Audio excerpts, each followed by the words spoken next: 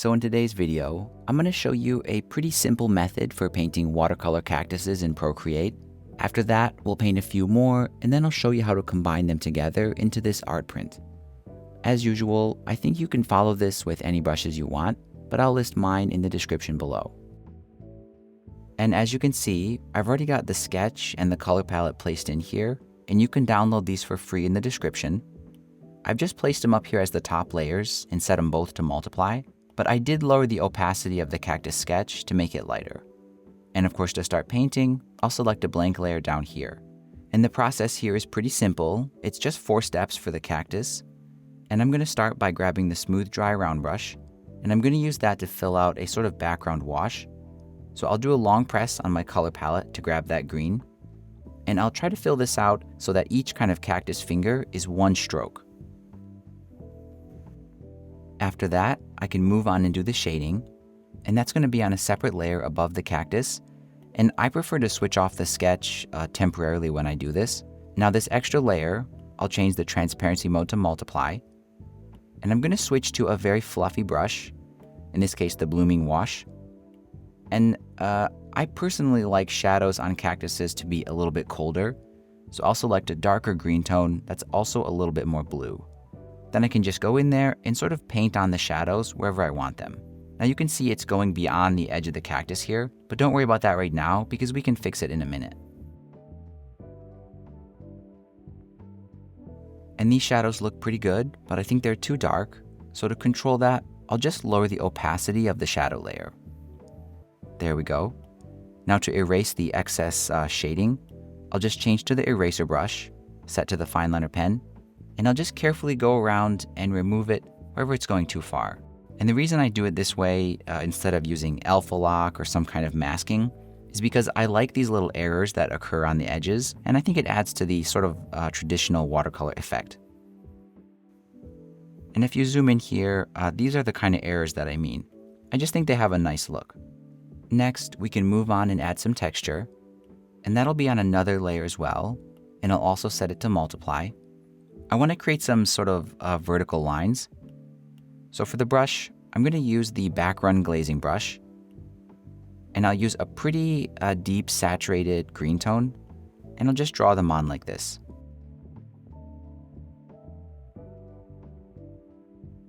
And once the texture's finished, we can move on and add the kind of remaining details on the cactus. And for this one in particular, it's just going to get a yellow flower on top. So for that, I'll make a blank layer above everything. I'll just choose a pretty bright saturated yellow-orange tone. For the brush, I'm going to go back to the blooming wash, and I'll just kind of tap it on like this. And if the color ends up a little bit too flat, you can always kind of fill in the center with a similar kind of saturated orange tone. And with the cactus finished like this, we can merge all the layers for it together onto one. I'll turn the sketch back on, and I can move on and paint the pot. And that's going to be on a separate layer just below the cactus. And the process is somewhat similar. I'll use the smooth dry round again, and I'll just fill it in with the pot color. After that, I can add the shading, and that'll be on a separate layer set to multiply. I'll choose just a darker version of my pot color, and I'll use that same blooming wash brush again, and I'll just draw on the shading like this, mostly focusing it on the bottom and the edges, and also just a little bit around the rim. After that, I'll turn off the sketch so I can see this clearer, and I'll adjust the opacity until the shadows look right. Then just like I did with the cactus, I'll go in there and erase all the excess shading.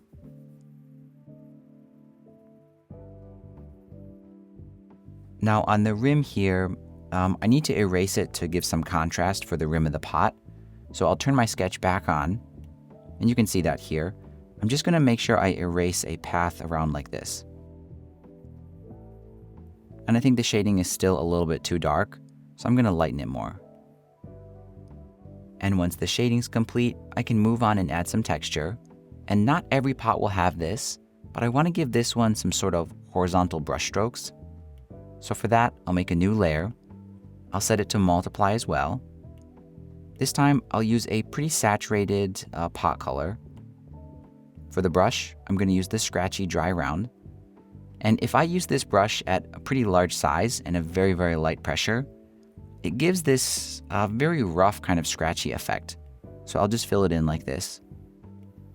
And I want this texture to look like it's wrapping around the pot. So I'm going to adjust it using the liquefy tool set to push. There we go. After that, I'll use the eraser brush to clean up all the excess. And then I'll adjust the opacity to lighten it.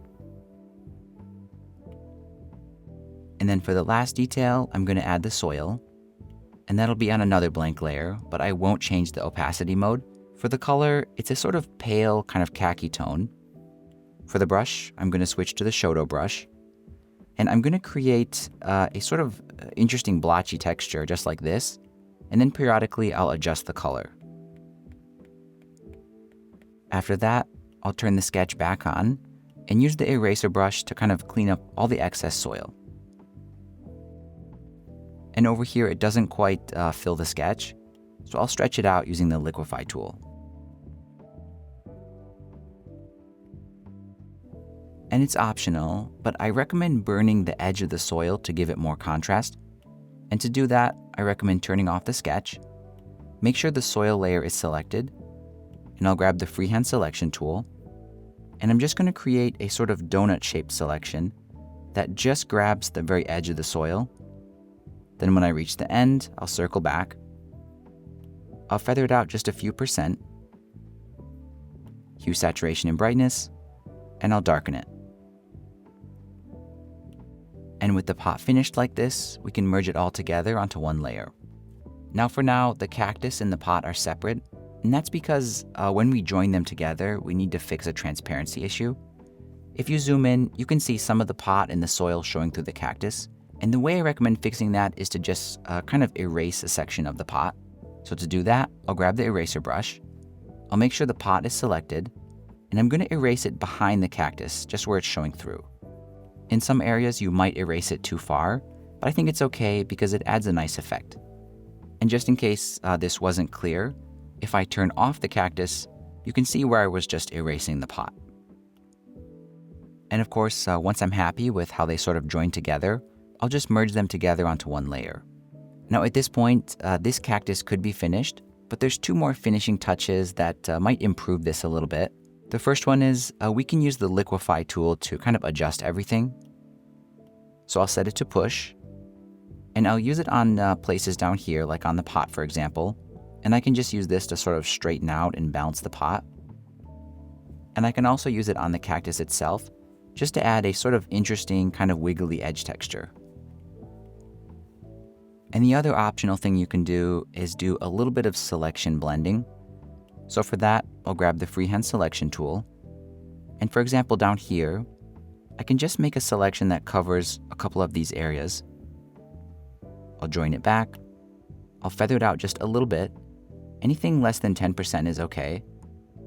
Then I'll go to Gaussian blur, and this will just blur the area I selected. And it just gives it a sort of kind of blending watercolor effect. You can also do this on other areas as well. And now that this cactus is finished, I'm going to move on and paint the remaining two using the same process. I think it's pretty self-explanatory, so I won't narrate it. Make sure you stay tuned until the end though, because I still need to show you how to join all the cactuses together into one illustration.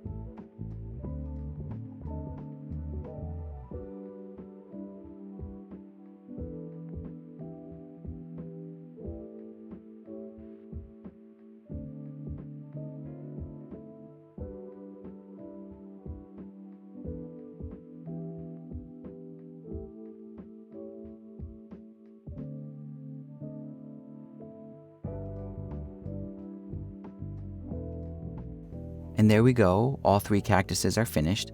Now, before I make the final arrangement, there's a kind of spontaneous change I want to make. I want to change the color of this pot to be blue. So to do that, it's really easy. Just make sure the layer for this cactus is selected. Then you can use the freehand selection tool. And I'm just going to select the pot separately from the soil. Then I'll reconnect it. After that, I can just drag my color and drop it on. And this sometimes makes the colors look a little bit flat. And I think I can fix this by just darkening the side of the pot. So again, I'll grab the freehand selection tool and just isolate the side. I'll circle back and then darken it using the hue, saturation, and brightness. And the reason I did that is I think this arrangement is a little bit boring with all these light colored pots. Now to make the final arrangement, I need to decide which one is going to be in the front and which one's going to be in the back. I think this one makes sense to be further back just because it's larger. So I'll make sure this is on the lowest layer. And since the other 2 won't overlap, I won't have to adjust them. And I'll just go through and use the arrow tool and sort of play with the composition and see what I can come up with. And there we go. I think this arrangement looks pretty good. Now, it does create a little bit of a transparency issue where the cactuses are sort of showing through. And in this case, I recommend just painting on white between this cactus and this cactus. So for example, here's the cactus in the back. I'll make a blank layer just above it. And this will let me select pure white and then the fine liner pen. And I can draw on top of it and sort of mask it out. So I'm just going to use this to hide all the overlapping areas.